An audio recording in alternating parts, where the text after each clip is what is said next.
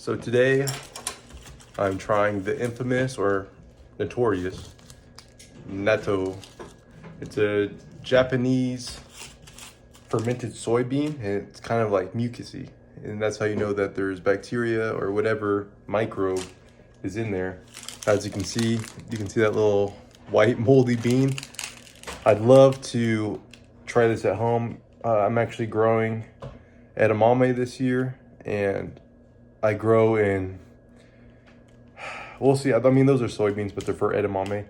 I live in an area where they grow a lot of corn and soybeans, so I'm sure if I really wanted to, I could ask someone and buy soybeans or just take some seeds and grow my own. But yeah, I think it'd be really cool to try. So I'm gonna try it out. I've been wanting to try it. Been getting into fermented foods and making my own kimchi. As you can see in previous videos, I'll try to put a link in this video right here where you can watch that video. But if you're interested in learning how to do your own fermented goods, you could also check out some books. I think there's the Noma Art of Fermentation, which is more of like a recipe book, but I think they get a little bit elaborate.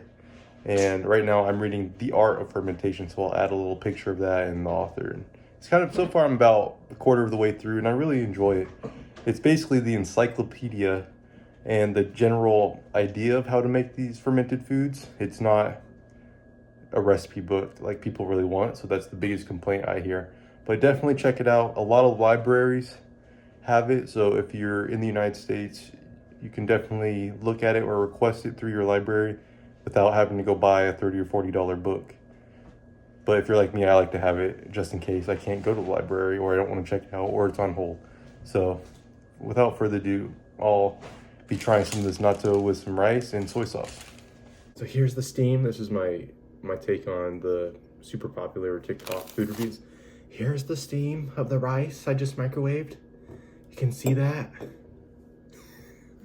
And then I'm gonna save one of these and I'm gonna use the whatever bacteria or whatever that they use to inoculate for me in the future. I think I mentioned that in the previous one, but let's open it up. Got this at the local Asian market. I think it even comes with its own soy sauce. Okay, I opened it. It has a little mustard packet, some soy sauce, and then a plastic wrap that you just rip off.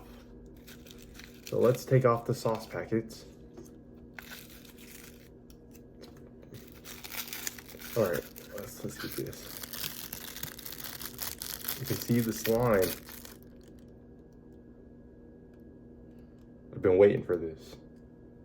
It's still going. My arm's almost fully extended. You guys can't see. It's wispy like a cobweb floating through the air. Look, it's falling down. But let me try to get this off. Let me try it by itself. Let me just.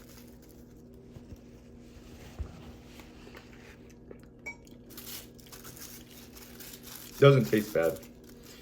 I remember I saw kids react to this, and it's not like sweet.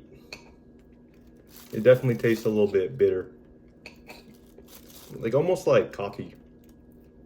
It reminds me of coffee for some reason, like a tiramisu, like with dark chocolate. If I can get these wisps off me. It's in my beard probably.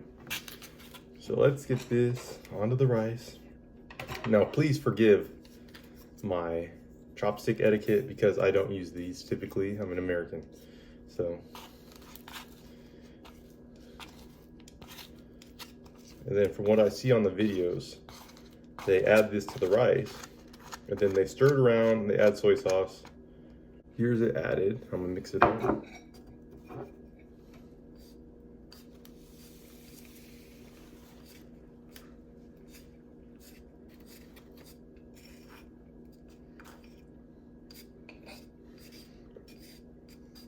For some reason, the texture doesn't bother me. A lot of people think it's like all gross and like spit. And personally, I don't know if this is my Creole genes coming out, but I like food that's a little bit wet. Like I guess like almost like the consistency of cat food. I don't know if that's how you would describe it, but I like gumbos and jambalaya and just like wet, like soupy foods. Even like biscuits and gravy. So this doesn't really bother me. Curry, I think I want to try next grass carp or Asian carp in a curry. If I can catch one. I can never catch one, which is funny because people, you know, they call them bait stealers and stuff, but I'm like, they don't really eat my bait. I see them in the water. All right, let me add this packet. I don't know if I can open it without it getting everywhere. I got it a little bit on me, but that's all right. Maybe this little mustard packet too. I don't know if it's mustard. It smells like. Yeah, it's mustard. It's like almost like horseradish. So it looks probably gonna be spicy. Yeah, it's some type of spice. Because it's. So let me mix all this in. And this stuff I will say is like almost like, since it's so wispy, it attracts everything.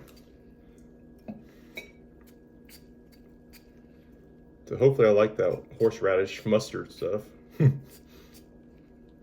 I like it, I'm gonna start growing horseradish because it's pretty easy to grow. All right, there it is. Now let me.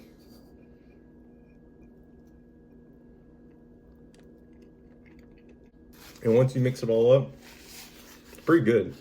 I don't get any of that bitter. It doesn't remind me of coffee grounds anymore.